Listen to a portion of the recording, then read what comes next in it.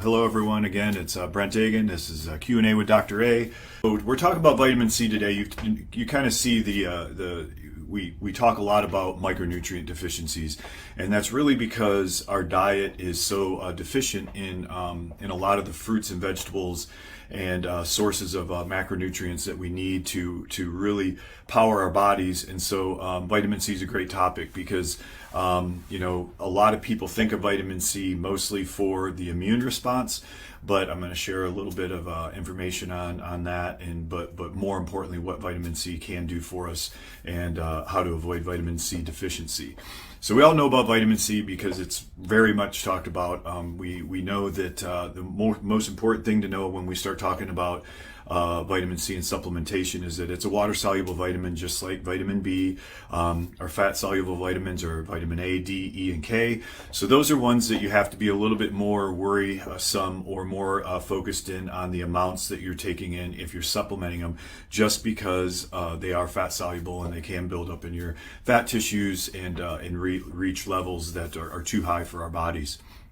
But water-soluble vitamins, on the other hand, can still cause certain symptoms if you're taking too much of it, but you can't have toxicity because we will, unless you're doing really high doses, what's going to happen is our body's going to utilize what it needs, and then it's going to get rid of it through urine and feces, which our metabolism is supposed to do. But vitamin C is a vitamin that we cannot produce in our body. So this is one that we have to get from our diet or a supplementation. And I always tell people that, back 20, 30 years ago, nutritional supplements were really a supplementation to a good diet. But at this point of where we are with society's health, I tell people supplementation is a requirement for our diets. We just don't get the fruits and vegetables in that we should to really make an impact on our health and try to keep us free of disease.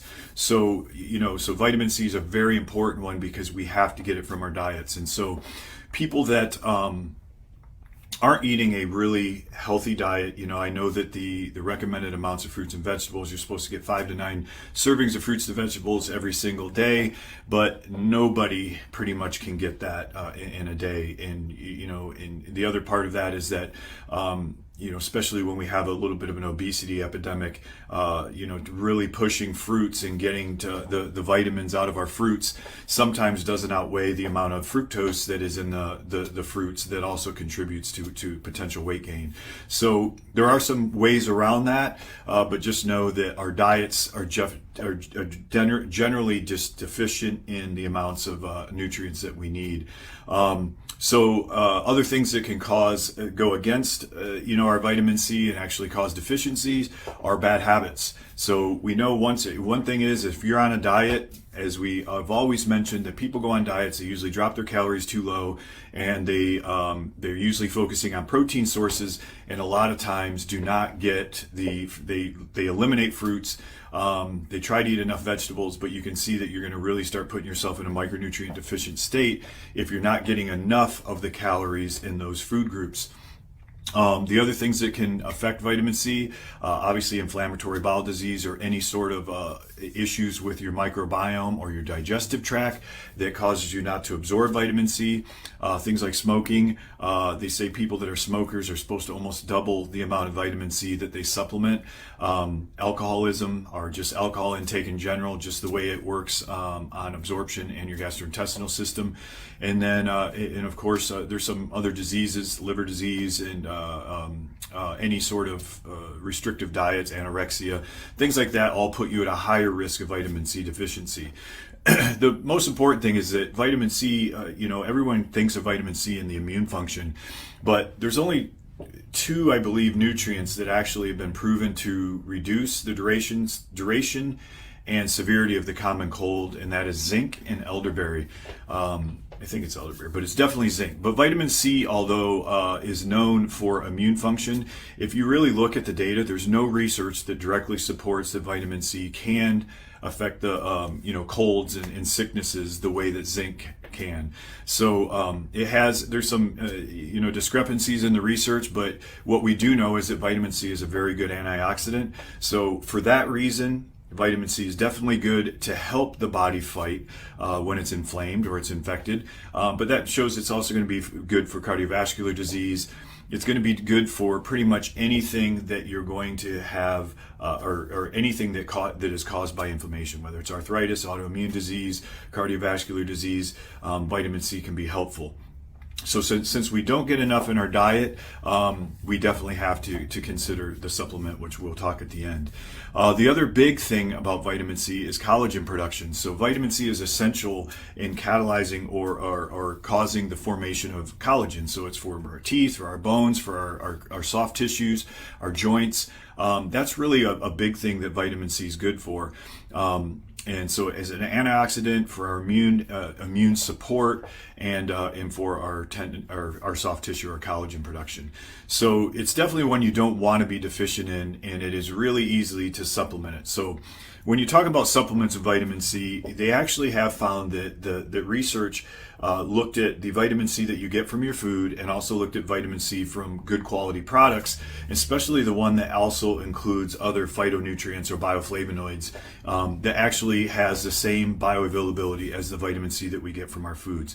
So that's the great news, is that we can supplement vitamin C very efficiently, if we're not getting enough from our foods, and we have to assume that we're not. So vitamin C should be one of those nutrients that you are supplementing on a daily basis.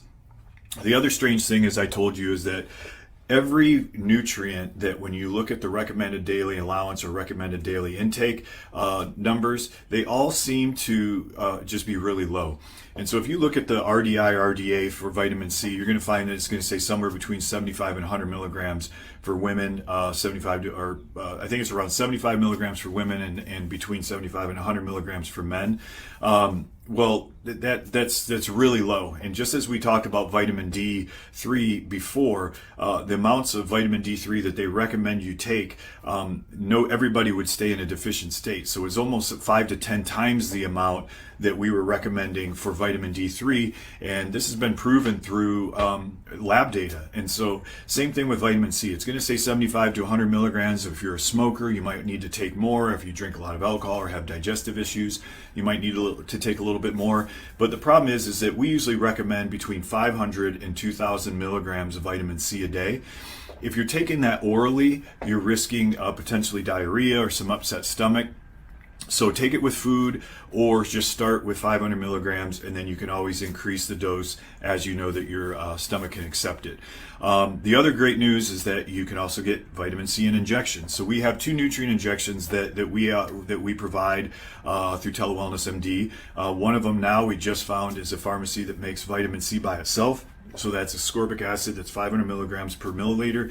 So one injection, and since you're getting it 100% bioavailability, you don't have to take the vitamin C every day. So you could go to 1 to 2 times a week, doing 500 to 1,000 milligrams of vitamin C injectable. You can also get it through infusions. We also have another injection that has a little bit less vitamin C in it, but it also is mixed with some B vitamins and some amino acids, methionine and acetylcholine. So there are a couple injections that can directly give you ascorbic acid, and so it's a good replenishing opportunity because you're going to bypass the irritation that you would get from ingesting it into your gut, and of course can increase the bioavailability to 100%. But don't be deterred to using oral supplements, because there are great oral supplements as well.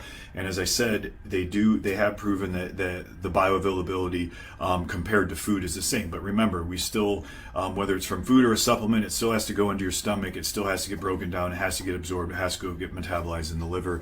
So that's why the supplementation becomes so important. So that to kind of round it out, there are some specific nutrients that we feel are really essential to everybody's daily diet. Some of those, one of them is going to be definitely vitamin C, methylated forms of B12, and also the rest of the B vitamins that you need. Magnesium, either in the form of glycinate or probably treonate. Glycinate more for digestive and constipation. Treonate is good for magnesium for the brain because it is thought to be able to cross the blood-brain barrier. Omega-3 fatty acids for as we age, CoQ10.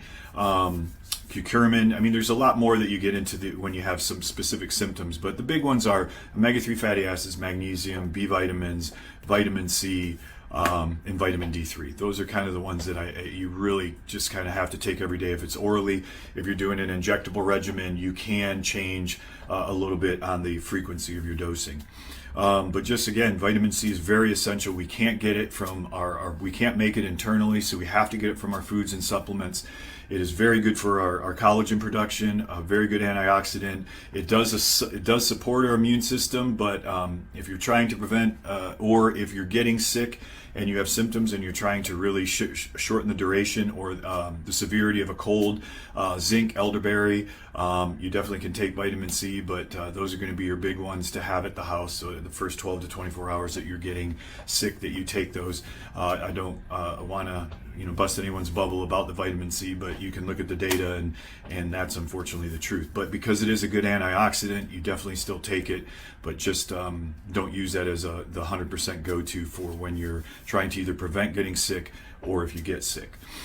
So that was a lot of other good information. Again, hopefully you guys understand how happy we are that we now have a vitamin C injection. I'm making a 2 that has vitamin C, but this one has a higher concentration.